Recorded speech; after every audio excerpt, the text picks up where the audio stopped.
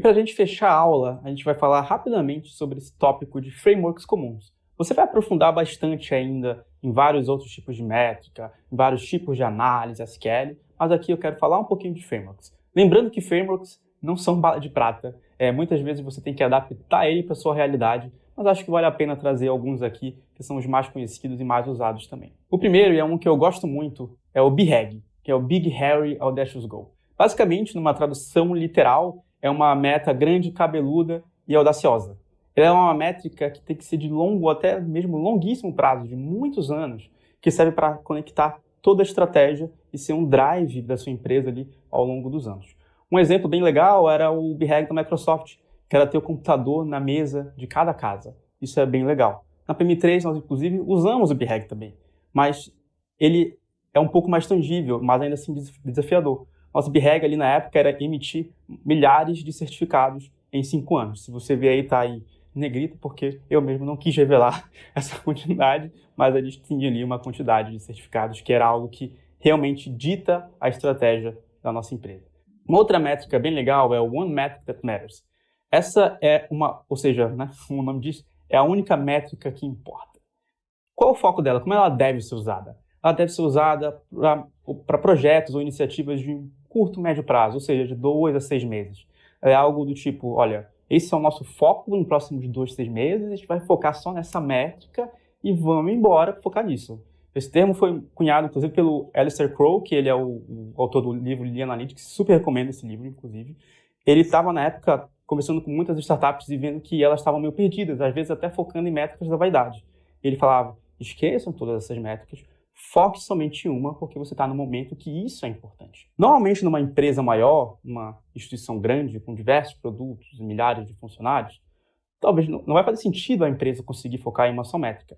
E aí talvez você, no seu produto, no seu squad, possa ter um direcionamento nesse sentido durante ali um trimestre ou até mesmo 2 trimestres. Então depende um pouquinho. Eu já fiz isso algumas vezes, tanto em startups pequenas no qual eu estava tocando, quanto também em squads que eu precisava realmente focar num projeto que tinha as métricas acionáveis e eu preferi procurar ter uma única métrica para a gente ter muito foco. Uma outra métrica legal é o North Star Metric, que também é super utilizado, que é meio que o contrário do One Metric That Matters. Enquanto o One Metric That Matters você tem que pensar no curto prazo, a North Star é algo para longo prazo.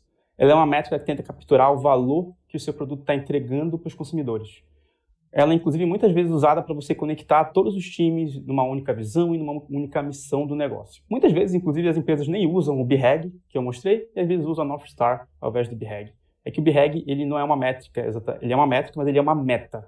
O North Star não existe necessariamente a meta. Às vezes a meta é quebrada em trimestres, com o uso de OKRs, por exemplo. Um outro exemplo legal é que é o do Spotify, que é o North Star Metric deles, por exemplo, é o tempo gasto dos usuários ouvindo música. Ou seja, eles estão super focados no engajamento, na frequência de uso, porque eles são uma plataforma de assinatura. Então, eles querem que as pessoas estejam usando mais para conseguir ter mais receita, para as pessoas continuarem assinando ou continuarem assistindo, ouvindo música para ter anúncios, para trazer receita também.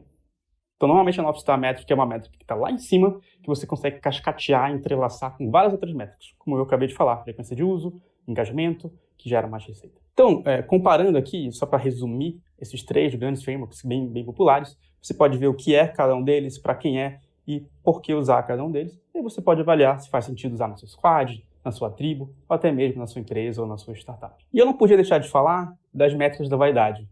Eu sei que talvez você já até conheça isso, mas vale reforçar para você tomar cuidado com esse tipo de métrica. Normalmente, é uma métrica que você consegue extrair, você consegue olhar, mas não necessariamente ela está ajudando o seu produto se ela não estiver conectada com alguma outra métrica. Por exemplo, uma métrica de vaidade clássica é download de aplicativo. Mas essas pessoas que estão baixando o aplicativo, elas estão criando a conta e depois de criar a conta elas estão usando o produto e depois elas estão engajadas. Então você precisa, quando você olha downloads, você tem que olhar o todo. Não adianta você conseguir 10 mil downloads e só 10 pessoas usarem o seu produto ou criarem uma conta. Então você conecta esse tipo de métrica com métrica acionável, aí sim ela deixa de ser métrica da vaidade.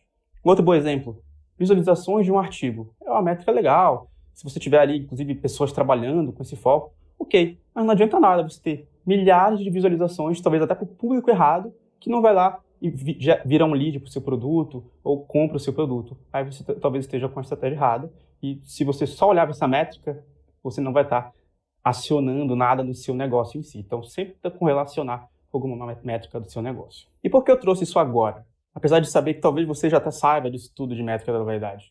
É porque é preciso tomar muito cuidado para você não colocar alguma métrica de vaidade dentro de algum desses frameworks, como o North Star Metric, o One Metric That Matters ou até mesmo o BHAG. Se é uma métrica não muito acionável, que não entrelaça com outras, você vai poder estar causando um grande malefício para o seu negócio, para o seu produto. Uma outra coisa que eu queria trazer é sobre a North Star, que existe uma outra discussão que começou na área de produto, que a North Star Metric sozinha entrega valor, é legal medir, mas sozinha talvez não seja suficiente, principalmente para empresas maiores, como a Airbnb ou a Spotify. No caso da Airbnb, inclusive, North Star Metric é a quantidade de noites que as pessoas agendaram, que elas vão passar ali na casa de alguém. Enquanto o Spotify, como eu falei anteriormente, é o tempo total que as pessoas passaram ouvindo alguma música. E aí tem a constelação de métricas, que normalmente para empresas maiores faz mais sentido mesmo. O que é isso?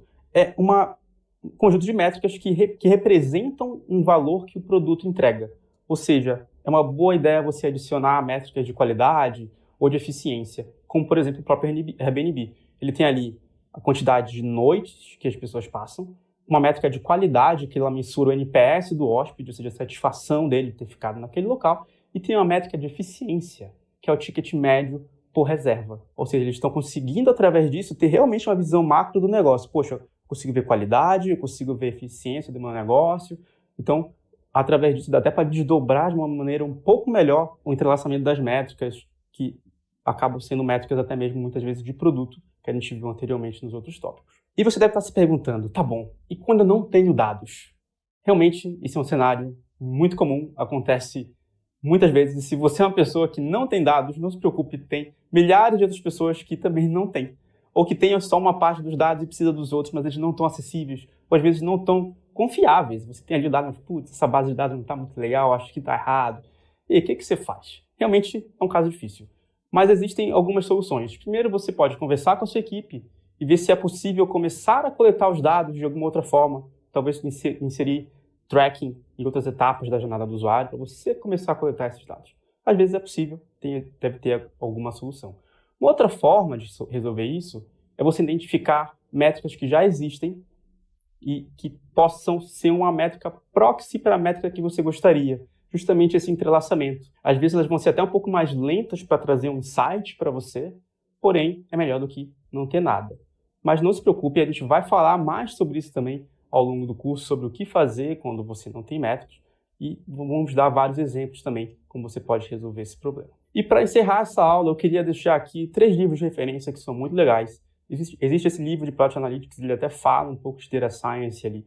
Existe o outro livro de Naked Statistics, que é bem legal se você quiser saber um pouco mais de estatística de uma maneira simples, não complexa, como alguns livros malucos ali. E também tem o livro Lean Analytics, esse é um dos meus preferidos sobre dados, eu li bastante ele. Quando estava uma época com uma startup e eu li esse livro e executava, era ótimo. E se você quiser ler mais sobre o produto também, tem um outro site chamado conteúdo.produto.io, que tem uns artigos lá legais, não só de dados, mas de produto no geral.